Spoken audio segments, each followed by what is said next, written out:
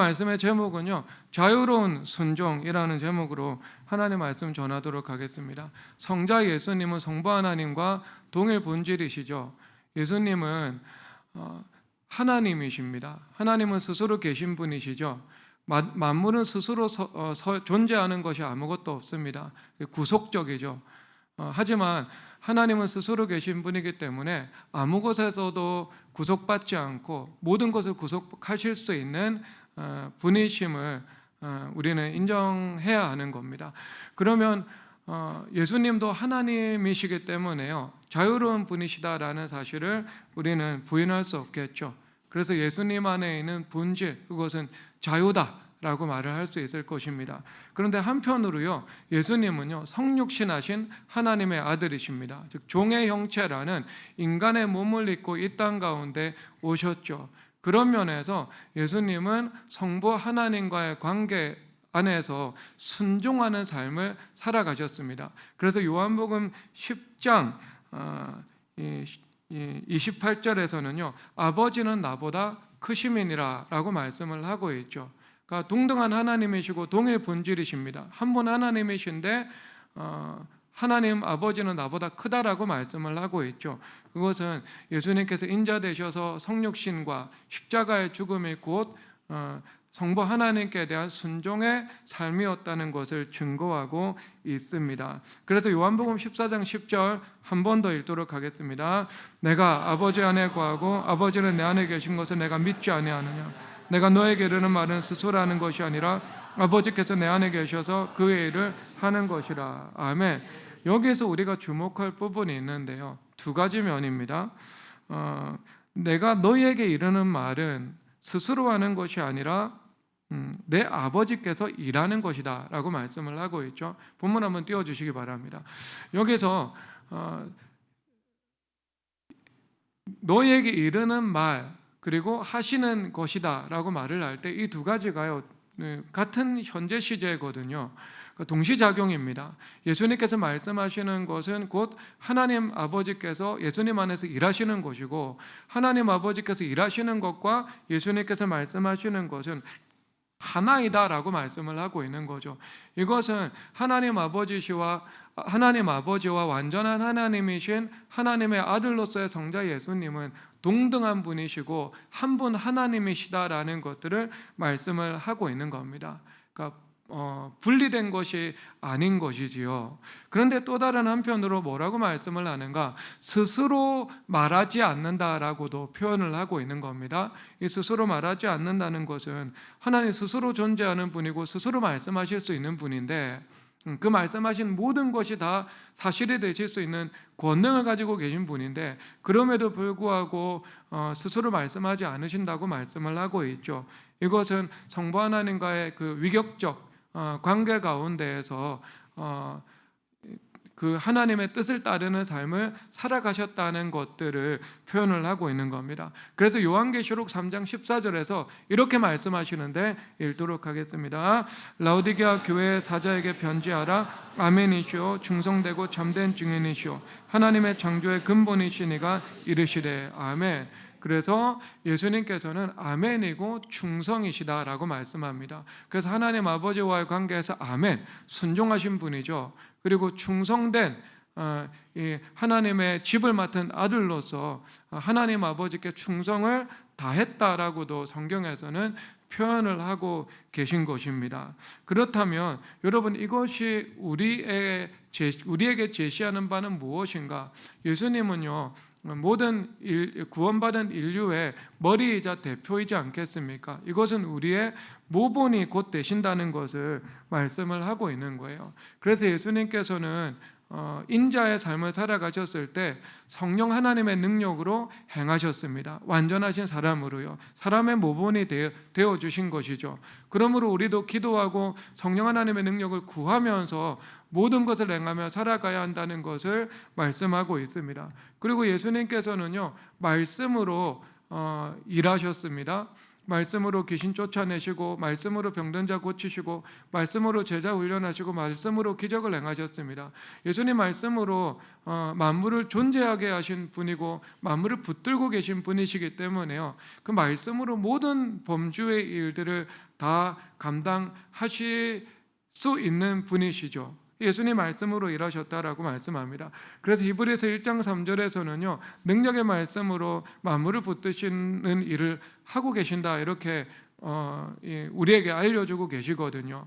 그런데 이 성경 오늘 말씀에서는 곧 모든 만물들을 경영하시는 하나님의 말씀에 예수님의 말씀의 역사가 곧 예수님 안에 계신 성부 하나님께서 일하신 것이다라고 말씀을 하고 있는 겁니다. 그러면 이것을 우리가 모본으로 삼는다면 우리도 역시 어떻게 해야 된다는 거죠?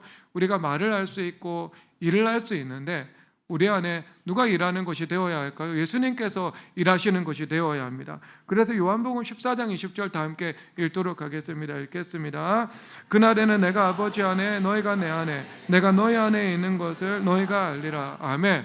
예수님 안에 아버지 계시고 아버지 안에 예수님 계시죠. 삼위일체입니다. 이것은 본질적인 본질의 하나됨인 것이죠. 그리고 또 말씀하십니다. 예수님께서 우리 안에 우리가 예수님 안에 있다고 말을 하고 있습니다.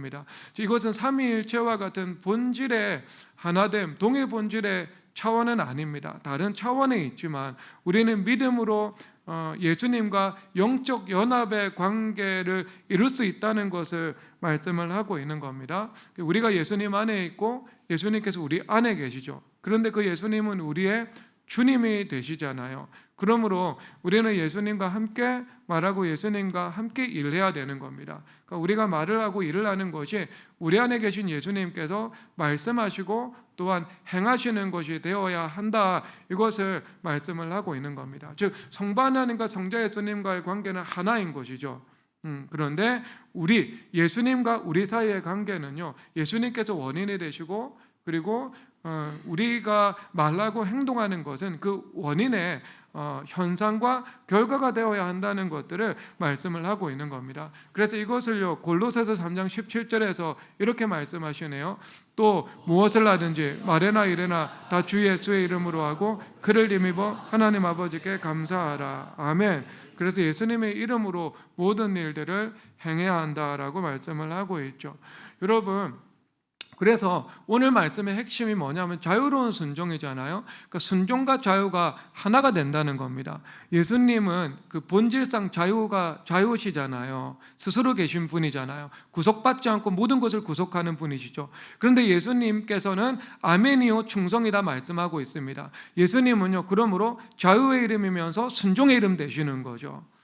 그러면 여러분, 우리에게는요, 그 순종과 자유가 과연 하나가 될 수 있는가? 하나가 될 수 있겠죠. 그래서 그 근거를 일단 한번 보도록 하겠습니다. 고린도후서 3장 17절 보도록 하겠습니다. 읽겠습니다. 주는 영이시니 주의 영이 계신 곳에는 자유가 있느니라. 아멘. 여러분, 여기서 주님이라는 개념은 주님이 있다면 우리가 종이라는 사실이죠. 순종을 이끌어냅니다. 그리고 자유라는 개념이 있어요. 그러면 순종이라는 개념과 자유라는 개념이 고린도서 3장 17절에서 서로 하나가 되어 있죠. 주님이 계신 곳에 자유가 있대요. 그럼 주님이 계신 곳에 자유만 있습니까? 순종도 있습니까? 순종도 있을 수밖에 없잖아요. 우리 종이니까. 그러니까 예수님 안에서 순종과 자유가 바로 하나가 된다는 것을 여기서 단적으로 우리에게 제시를 하고 있습니다. 그렇다면 여러분, 이 세상에서도 자유에 관한 관점이 있고요, 세상의 관점이기 때문에 오독이겠죠. 이 두 극단의 자유에 관한 관점이 있습니다. 칸트는요, 우리 이성의 경험하고 전혀 상관이 없는 본래적인 도덕 법칙이 있다라고 말을 하고 있죠. 그래서 인간은 전적으로 자유로운 존재입니다. 타율적으로 강제되지 않고요, 자율적 이성의 힘과 의지의 능력을 가지고요, 선을 행할 수 있고 따라서 도덕적 완성에 이룰 수 있다라고 주장을 하고 있는 거죠. 그런데 그가 간과한 것이 무엇이죠? 인간의 타락상이죠. 부패한 인간의 의지는 결코 자유롭지 못하다는 사실. 죄로 묶여 있다는 사실을 그는 읽어내지 못하고 있는 겁니다. 로마서 8장 19절에서 20절 다 함께 읽겠습니다. 내가 원하는 바 로마서 8장 19절 20절 7장 19절에서 20절입니다. 제가 읽을게요. 내가 원하는 바 선은 행하지 아니하고 도리어 원하지 아니하는 바 악을 행하는도다. 만일 내가 원하지 않은 그것을 하면 이를 행하는 자는 내가 아니요 내 속에 거하는 죄니라. 아멘. 자, 인간 안에 죄가 있죠. 그래서 그 죄가 내가 원하는 것과 상반된 방향으로 나의 의지를 묶어서 행동으로 말로 이끌어 나가고 있다라고 말씀을 하고 있는 겁니다.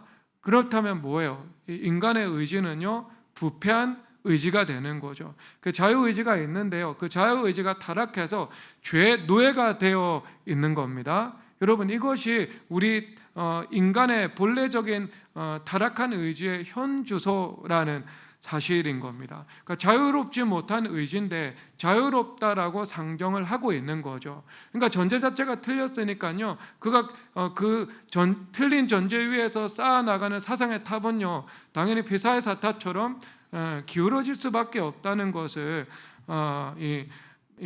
말할 수 있는 겁니다. 뭐 예를 든다면 여러분, 인간 존재 자체는요, 근원적 불안이 있죠. 그럼 근원적 불안 자체가 인간의 죄입니다. 그리고 불안이라는 죄를 통해서 그것에 기원을 두고 인간이 많은 율법주의적인 판단과 행동을 하잖아요. 그래서 아담은 무화과 나무 잎을 엮어서 자기를 보호하려고 하고, 가인은 애녹성을 쌓아서 자기를 보호하려고 하잖아요. 그래서 불안에서 나온 힘으로 자신을 보호하려고 하고 자신의 삶을 세워나가려고 하는 것이 율법주의라는 행위인 것이죠. 그래서 바로 불안에서 율법적 사고와 행동이 나오는 것을 우리는 알 수 있는 겁니다. 그러니까 여러분, 그렇다면 불안도 죄지만 불안에 기인한 행동도 죄가 되는 거죠.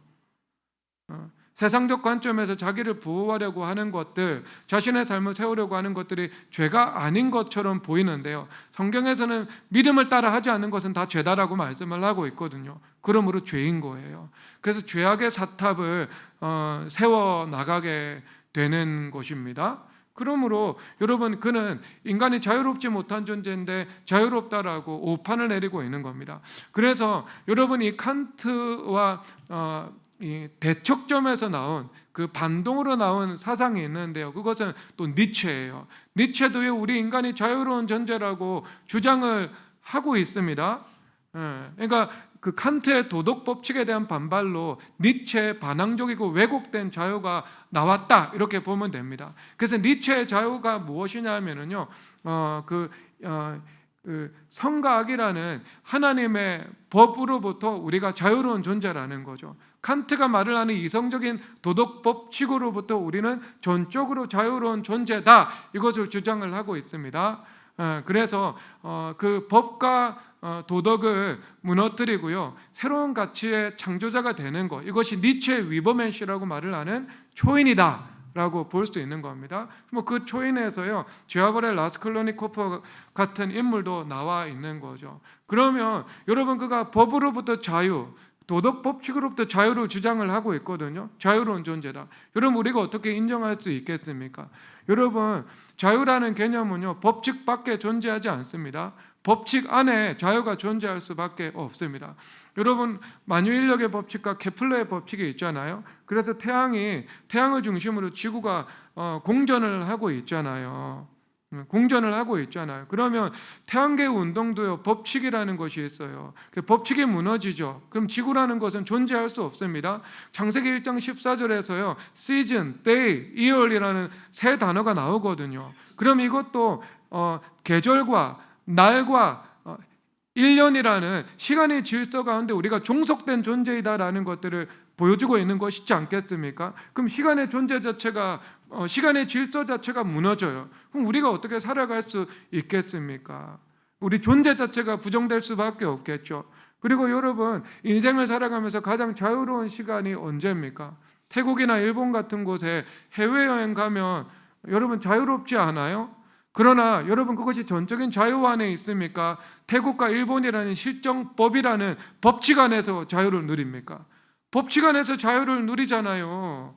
그래서 일본에서 법규를 어기면 그 자유가 그 나라 속에서 우리나라에서보다 더 심하게 구속을 받잖아요. 말도 통하지 않게 되니까. 그리고요, 어떤 사람의 자유의 삶을 끝까지 고수를 하고 있습니다. 그러다가 자유의 극한이죠. 안락사를 합니다. 여러분, 하나님께서 우리가 짐승을 먹을 때 피를 먹지 말라고 구약의 율법에서 명시하고 계시잖아요. 그것은 피에 생명이 있다고 말씀을 하십니다. 이 말씀은 생명과 사망이라는 것을 주관하는 분은 한 분 하나님이시라는 사실을 의미하고 있는 겁니다. 그러니까 우리가 생명과 사망이라는 것을 우리 스스로 선택하는 것은요, 좌우의 극한이면서 거역의 극한이라는 거죠. 그랬을 때 여러분, 죽음과 동시에 어떤 일이 일어납니까? 지옥이라는 법칙에 우리가 속박을 당해서 영원토록 그 안에서 얽매어서 자유 없이 살아가야 한다는 것을 보여주고 있지 않겠습니까? 그러니까 극한의 자유주의의 삶 속에서도요, 법칙이 그 사람을 구속하고 있다는 것을 보여주고 있는 겁니다. 그러니까 여러분, 인간의 자유가요, 긍정적인 면에서 가장 풍성한 곳이 에덴 동산이었죠. 에덴 동산에서도요, 선악과를 먹지 말라는 하나님의 규례가 있었습니다. 그래서 그 규례 안에서 우리가 자유를 누리면서 살아갈 수 있었다는 것을 보여주고 있는 겁니다. 그래서 여러분, 칸트는요, 초율법주의적인 세계관이죠. 자신의 의지의 힘으로 도덕적 의의 완성에 이를 수 있다는 초율법주의의 세계관이죠. 가능하지 않습니다. 그리고요, 니체는요, 율법 파괴적인 반율법주의적인 세계관을 가지고 있게 되는 겁니다. 그래서 여러분, 그들을 어떻게 우리가 말할 수 있는가? 마태복음 15장 14절입니다. 읽겠습니다. 그냥 두라. 그들은 맹인이 되어 맹인을 인도하는 자로다. 망인을 맹인을 인도하면 둘이 다 구덩이에 빠지리라 하시니. 아멘. 그래서 맹인을 인도하면 인도하는 사상가들이나 그 사상을 따라가는 사람들이나 함께 다 구덩이에 빠지게 된다라고 말씀을 하고 있는 겁니다. 그러면 하나님의 지혜는 어떻게 말을 하는가? 라는 것을 우리가 봐야 되겠죠. 고린도서 3장 6절 읽도록 하겠습니다. 읽겠습니다.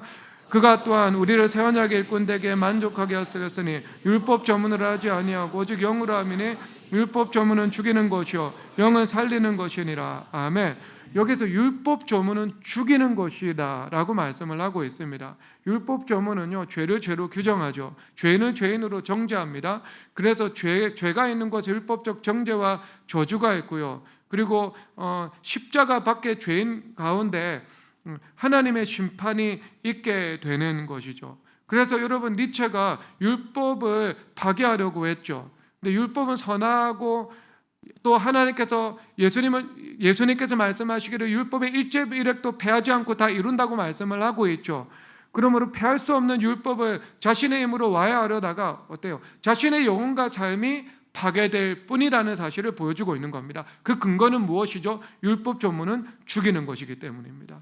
그러니까 그가 죄의 자유를 주면서 율법을 대적하고 율법을 파괴하려고 했잖아요. 그러자 율법은요, 엄연히 살아있어서 죽이는 율법 조문이 되어서 그를 죽였다라는 것들을 보여주고 있는 겁니다. 율법 파괴자는요, 율법을 파괴하지 못하고 도리어 자신의 영혼의 파괴자가 된다는 것을 말하고 있는 겁니다. 그 율법 조문은요, 죽이는 것이요, 이렇게 말씀하십니다. 그리고 나서 영은 살리는 것이다, 이렇게 말씀을 하고 계시네요. 영은 살리는 것이다. 여러분, 이것은 도대체 무엇을 의미하고 있는가? 고린도서 3장 3절로 보도록 하겠습니다.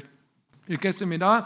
너희는 우리로 말미암아 나타난 그리스도의 편지니 이는 목으로 쓴 것이 아니요 오직 살아계신 하나님의 영으로 쓴 것이며 또 돌판에 쓴 것이 아니요 오직 육의 마음판에 쓴 것이라. 아멘.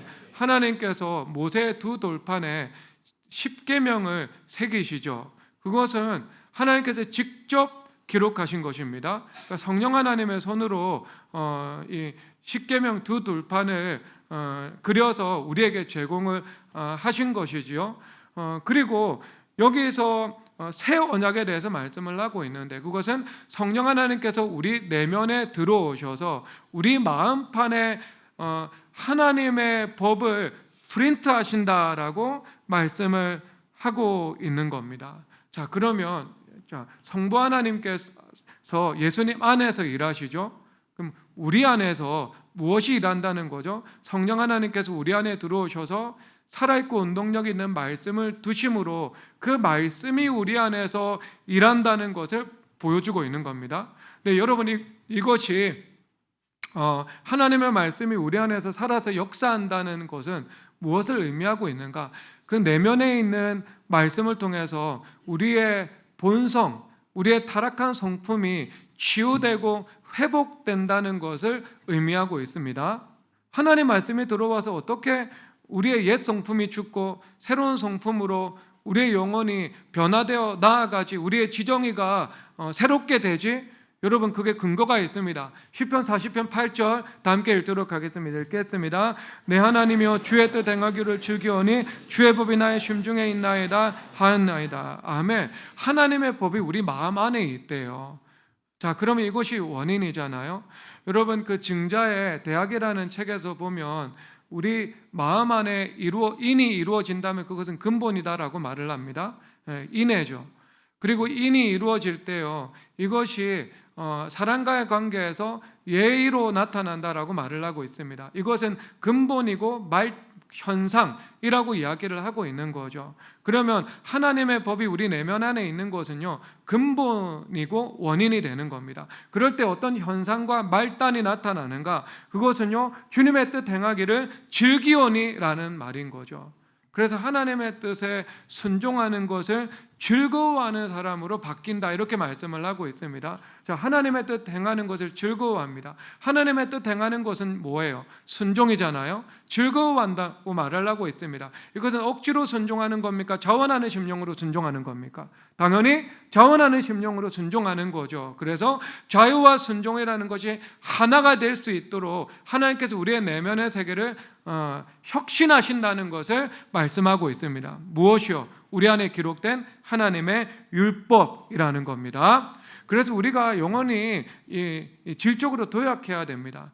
자기 부인을 하면서 순종하는 것, 이것을 넘어서서요, 순종과 자유가 하나가 되는 길로 걸어가야 하겠죠. 여러분, 예수님께서 그것을 보여주고 계십니다. 예수님 자유의 이름이면서 순종의 이름이죠. 예수님의 십자가인데요, 누가복음 22장 42절 읽도록 하겠습니다. 이르시되 아버지와 만일 아버지의 뜻이거든 이 잔을 내게서 옮기시옵소서. 그러나 내 원대로 마옵시고 아버지의 원대로 되기를 원하나이다. 아멘. 여러분, 시편 기자들 중에서요, 고난 자체를 구하는 사람은 없습니다.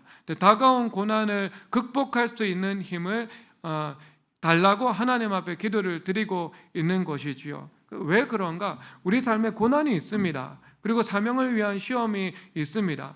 그것이 있다는 것은요, 저와 우리 교회 성도들의 삶이 그것을 환하게 드러내어 주고 있지요. 그런데 여러분, 우리가 이런 고난이나 연단이나 시험이나 인내라는 것이 구호가 아니라요, 우리의 삶에 실존하는 과제로 다가올 때는요, 그 무게가 결단코 가볍지 않다는 속성을 가지고 있습니다. 사업이 부도가 난다는 거, 그렇죠. 대출을 받다가 대출이 한계까지 올라서서 더 이상 대출을 받을 수 없는 상태가 된다는 것들, 그리고 자녀나 배우자의 문제가 내 삶 속에 일어난다는 것들, 그리고요, 내 삶에 질병이 찾아오는 거, 대표적인 거죠. 그런 문제가 우리 삶에 다가와요. 그러면 이것은 엄청난 이 실존의 무게로 우리 삶을 강타한다는 사실들을 우리는 다 알고 있는 겁니다. 그래서 여기서 예수님께서도요, 뭐라고 기도를 하세요? 잔을 옮겨달라고 기도를 하시는 거예요. 하지만 아버지의 뜻이라면 내가 순종해서 이 잔을 받겠다라고 기도를 드리는 겁니다. 하나님께서 고난을 주시면 받고 그것을 우리가 이겨내야 됩니다. 그러나 고난 자체를 구하는 것은요, 이것은 지혜로운 기도의 방식이 아니라는 사실입니다. 그래서 고난 자체를 구하지 마시고 다가온 고난을 극복할 수 있는 힘을 구하는 것으로 충분하다. 여러분, 이것을 인식하시기를 바랍니다. 그래서 여러분, 예수님께서도요, 자기 부인하시고 예수님께서 십자가에 지셨죠. 그런데 여기에 자기 부인의 순종만 있는가? 그렇지 않습니다. 요한복음 10장 18절에 읽도록 하겠습니다. 이를 내게서 빼앗는 자가 있는 것이 아니라 내가 스스로 버리노라. 나는 버릴 권세도 있고 다시 얻을 권세도 있으니 이 계명은 아버지께서 받아노라 하시니라. 아멘. 나는 버릴 권세도 있고 얻을 권세도 있다. 십자가에서 죽으실 권세와 부활할 권세가 예수님께 다 있다. 왜? 하나님이시니까요.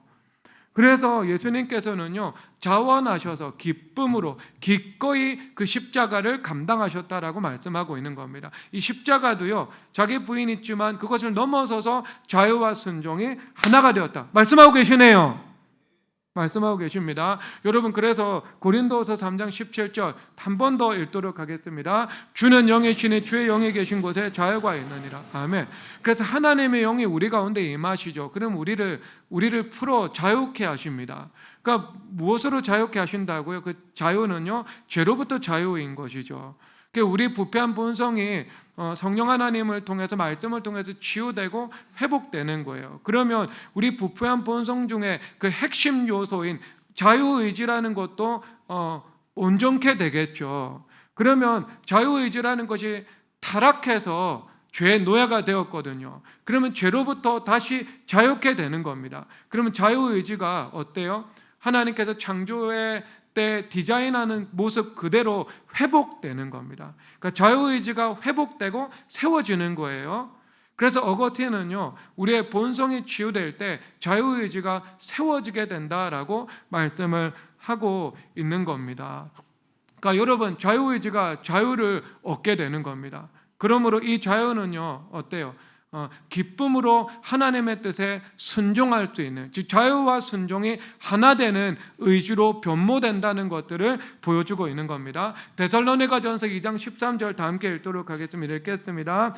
이러므로 우리가 하나님께 끊임없이 감사함은 너희가 우리에게 들은 바 하나님의 말씀을 받을 때 하나님의 말로 받지 아니하고 하나님의 말씀으로 받음이니 진실로 그라도다. 이 말씀이 또한 너희 믿는 자 가운데서 역사하느니라. 아멘. 여기서 핵심이 역사한다. 역사한다는 것은요, 그 에네르기라는 말이거든요. 그러니까 우리의 풍력 발전, 그 다음에 태양력, 그리고 원자력 발전을 통해서 에너지를 생산해내잖아요. 그러니까 그 에너지가 어디에 있다고요? 말씀에 그 에너지가 있다고요. 그러니까 여러분, 우리가 불안이나 율법주의를 우리 삶의 이 엔진으로 삼으면 안 되겠죠. 연소됩니다. 그리고 나중에는요, 그 엔진도 망가지게 되어 있습니다. 근데 그것이 아니라 우리 안에 있는 살아있는 하나님의 말씀, 리빙 워드가요, 우리 삶의 에너지가 된다는 거죠. 그래서 우리 안에서 역사한다, 이렇게 말씀을 하고 있습니다. 우리의 이 추력과 양력이 되어 가지고요, 우리 인생의 구름 위로 이룩할 수 있도록, 제트기류를 타고 비행해 나갈 수 있도록 힘이 되어 준다, 이것을 말씀을 하고 있는 거예요. 그러니까 말씀이 역사하는 것이니까 우리에게 주시는 말씀의 풍성함과 다양한 만큼 우리 삶 속에 하나님의 역사의 풍성함과 다양함이 이루어지게 될 것을 보여주고 있는 겁니다. 그래서 여러분, 예배 때 늘 말씀을 들으면서 말씀에 감화받고 말씀에 동화되는 삶을 살아가야 하겠죠. 그래서 말씀과 여러분들의 영혼, 말씀과 여러분들의 삶이 일체화되어서 나아갑니다. 그러면 살아있고 운동력 있는 말씀이 여러분 안에 역사하여서 하나님의 은혜를 만들어 낸다, 이것을 기억하시기를 주님의 이름으로 축복합니다. 우리가 말씀을 사모해야 되겠죠. 자, 그렇다면 그러한 삶을 살아갈 때 하나님께서 우리에게 주시는 이 은혜의 선물이 있는데요. 우리가 마태복음 12장 28절에서 30절 다 함께 읽도록 하겠습니다. 읽겠습니다. 수고하고 무거운 짐진 자들아 다 내게로 오라. 마태복음 11장 28절에서 30절인가요? 수고하고 무거운 짐진 자들아 다 내게로 오라. 내가 너희를 쉬게 하리라. 자, 여러분 암송했으니까 읽겠습니다. 따라서 나는 마음이 온유하고 겸손하니 나의 멍에를 메고 내게 배우라. 그리하면 너의 마음이 쉼을 얻으리니 이는 내 멍에는 쉽고 내 짐은 가벼움이라 하시니라. 아멘. 그러니까 우리가 수고하고 무거운 짐이라고 했을 때 이것은 다양한 각도에서 이 말씀을 우리가 볼 수 있습니다. 그러니까 수고하고 무거운 짐이요, 죄를 통해서도 누적되고 율법주의를 통해서도 누적되는 거겠죠. 근데 오늘 죄라는 차원에서 한번 살펴본다면 죄 자체가 우리 인생에 수고하고 무거운 짐이 되는 거죠. 그러니까 우리가 부패한 존재인데 이 부패한 성품 그대로 가지고요, 하나님의 뜻에 순종을 하려고 하니까 그 순종이 얼마나 힘들고 어렵겠습니까? 그런데 예수님 앞에 나아가죠. 예수님께서 진리의 말씀으로 그 수고하고 무거운 죄악의 짐을 풀어주시게 되는 겁니다. 그러니까 우리가 자유로운 존재가 된다는 것은요, 바로 죄로부터 자유한 존재가 된다는 것을 말하고 있는 거예요. 그러니까 여러분, 죄에 대해서 죽는 만큼 우리는 자유를 누리며 살아갈 수 있습니다. 우리 자유의지는요, 죄로부터 죽어서 자유케 되는 만큼 자유의지의 힘을 우리가 경험하면서 살아갈 수 있게 되는 겁니다. 죄에 대해 죽는 만큼 우리의 자유의 폭과 자유의 높이는요, 넓어지고 높아질 수 있다는 것들, 이것을 기억하시기를 바랍니다. 그래서 쉽고 가볍다는 것은 뭐예요? 우리가 자유하다는 거잖아요. 자유하다는 거잖아요. 그렇죠. 여러분, BTS가 광화문에서 춤을 출 때 그 20kg나 되는 군장을 메고 춤을 춥니까? 아니면 군장을 벗고 춤을 춥니까? 군장 메고 자유롭게 춤을 출 수 있는 사람은 아무도 없겠죠. 그래서 여러분, 다윗이 춤을 추죠. 그리고 시편 기자 가운데에요, 하나님의 은혜와 기쁨이 임했을 때 춤을 추게 되죠. 그 춤을 추게 된다는 것은 자유한 상태예요. 그래서 수고하고 무거운 죄의 짐으로부터 풀려나는 만큼 우리는 자유를 누리면서 살아갈 수 있게 되는데, 그 자유가 바로 무엇이라고요? 쉽고 가볍게 예수님의 멍에를 쥐고 살아갈 수 있게 되는 겁니다. 예수님의 뜻을 따라 예수님의 뜻을 섬기며 살아가는 삶이 쉽고 가벼워진다, 이것을 말씀을 하고 있는 겁니다. 그런 은혜를 누리시기를 바랍니다. 그래서 우리가 순종이 쉽고 가벼워지면 됩니다. 여러분, 주일날 예배 드리러 오는 거 쉽고 가벼웠습니까? 힘들고 어려웠습니까? 여러분, 대부분 쉽고 가벼웠죠. 주일 예배 오는 발걸음이 기쁘고 기쁜 마음으로 왔잖아요. 하나님의 은혜를 받고자 하는 의도를 가지고 왔잖아요. 그러면 주일 예배를 드리러 오는 것이 여러분들의 어떤 사고 속에는요, 순종이라는 것으로 인식이 되지 않을 겁니다.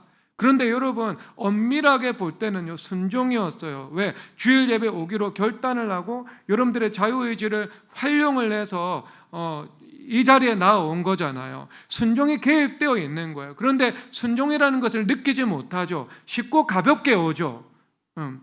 여러분, 이것이 자유와 순종이 하나 되어 있는 상태인 거예요. 그래서 이것이 주일 예배라는 것들을 넘어서서 우리가 죄를 범하지 않는 일에, 그리고 각양 하나님께서 우리에게 하나님의 뜻을 주실 때 그 뜻을 따라 살아가는 일들에 그 쉽고 가벼움이 이루어져야 한다, 이것을 말씀을 하고 있는 겁니다. 그래서 이것이 쉽고 가벼워지면은요, 여러분, 모든 것이 쉽고 가벼워질 수 있습니다. 예를 들어서 여러분, 우리 주캠 자녀들 중에서 누군가는 변호사가 될 거거든요. 누군가는요. 그러면 변호사는요, 서면 작업의 연속이거든요. 아침에 출근해서 밤에 퇴근할 때까지요, 계속해서 서면 작업을 해야 돼요.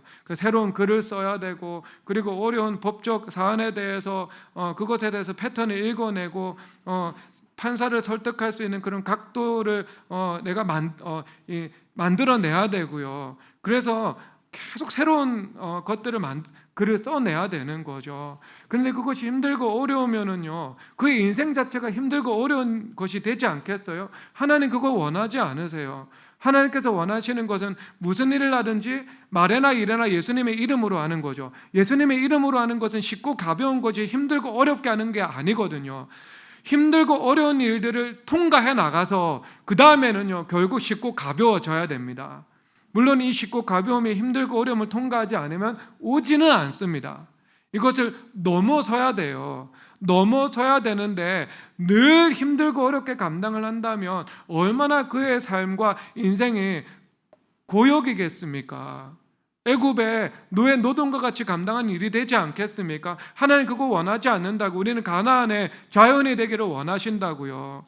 그러면 내가 하는 그 일 속에서 또 하나님께서 주시는 기쁨을 누리고 누군가를 돕고 누군가를 섬기는 일에 있어서도 내가 그것을 통해서 하나님께서 주시는 상을 누리고, 그리고 그 일들을 감당함에 있어서도 비록 힘들고 어려운 일이라 할지라도 쉽고 가볍게 해낼 수 있어야 하거든요. 그런데 그런 은혜를 주님께서 주신다고요, 안 주신다고요? 주님께서 반드시 주십니다. 반드시 주십니다. 예수님께서 우리 가운데 생명을 주시고 수고하고 무거운 그 죄의 짐으로부터 자유케 하시잖아요. 그럼 우리가 감당하는 일들, 우리가 해내야 되는 일들을요, 힘들고 어려운 일이라는 그 과정을 통과해가지고요, 푸른 초장에서 우리가 쉽고 가볍게 그 일을 감당해낼 수 있게 되는 겁니다. 그게 하나님의 뜻입니다, 여러분. 그래서 여러분 항상 기뻐하라 말씀하시잖아요. 그러면 예배 드릴 때 기뻐하고 변호사들이 서면 쓸 때 기뻐하지 않아요. 그 말씀에 위배되는 것이지 않겠습니까? 그 고난이도의 일을 해내면서도요, 내가 기뻐해야 되는 거, 이것이 하나님의 뜻입니다. 그러면 이것이 어디에서 나온다고요? 하나님의 법이 우리의 마음 안에 있을 때, 이 말씀이 우리 안에서 역사할 때, 우리의 본성을 치유해 놓을 때, 우리의 성품을 새롭게 할 때, 우리의 의지를 죄, 수고하고 무거운 짐으로부터 풀어서 자유케 할 때, 우리는 자유의지로 선을 행하고 하나님의 뜻을 행하며 죄를 범하지 않으면서 은혜 안에서 살아갈 수 있다, 이것을 말씀하고 있는 겁니다. 갈라디아서 4장 22절 두 번째 선물입니다. 읽겠습니다. 기록된 바 아브라함에게는 두 아들이 있으니 하나는 요종에게서 하나는 자유는 여자에게서 났다 하였으며. 아멘. 여러분, 여종 하갈의 아들 이스마엘이 있습니다. 여종의 아들이기 때문에 그도 종이라고 표현하고 있습니다. 그리고 자유인 사라의 아들 이삭이 있습니다. 자유한 여자이기 때문에, 여자의 아들이기 때문에 그도 자유하다라고 말씀을 하고 있죠. 하나님께서 우리에게 주시기를 원하시는 것은 바로 자유라는 거죠. 그러니까 이 자유라는 것인데, 하라라는 계명과 하지 말라는 계명이 있잖아요. 그 안에서 뭐가 있어요? 자유가 있는 거예요. 하라는 것을 하면서, 하지 않는 것, 하지 말라고 하는 것 하지 않으면서, 그 안에서, 그 계명이라는 울타리 안에서 하나님께서 주시는 자유를 누리면서 살아갈 수 있다. 하나님께서 이 자유를 여러분들에게 주기를 원하신다는 거죠. 그런데 여러분 생각해 보세요. 그 사람의 의지가 자유하지 못합니다. 죄로 묶여 있어요. 그러면 어때요? 자유가 주어진 상황 속에서 죄에 묶여 있기 때문에 하나님의 뜻을 자유롭게 행하고 자유롭게 죄를 범하지 않는 삶이 아니라 반대가 되겠죠. 자유롭게 하나님의 뜻을 행하지 않으면서 자유롭게 죄를 범하는 삶으로 전락하겠죠.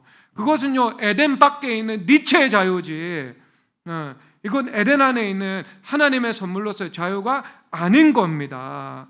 그래서 우리가 은혜 안에서 죄로부터 자유한 만큼 자유의지는 온전하게 되는 겁니다.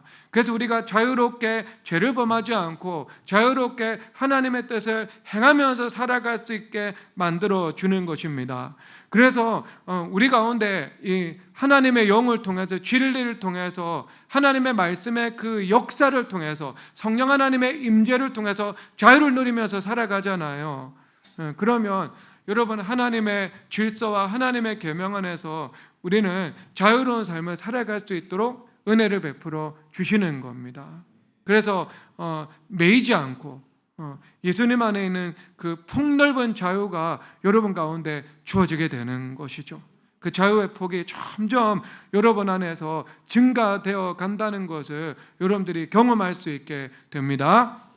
그래서 여러분, 그런 자유로 여러분들의 영혼이 도약해 나가시기를 주 예수 그리스도의 이름으로 축복합니다. 이 시간 나 주님의 기쁨 되기 원하네 찬양하도록 하겠습니다.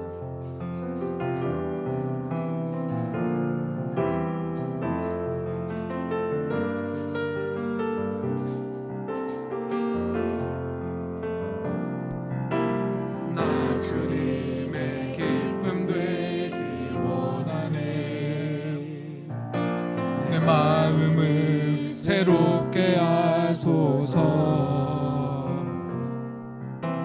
새 부대가 되게 하여 주사. 주님의 빛 비추게 하소서.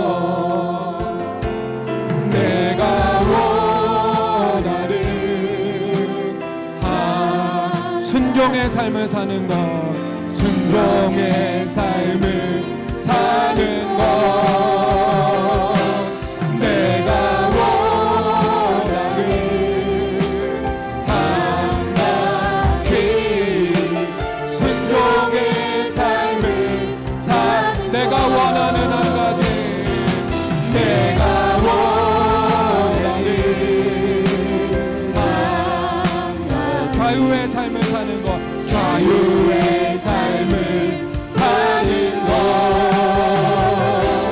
내가 원하는 한 가지, 자유의 삶을 한 번 더, 내가 원하는 한 가지, 순종의 삶을 내가 원하는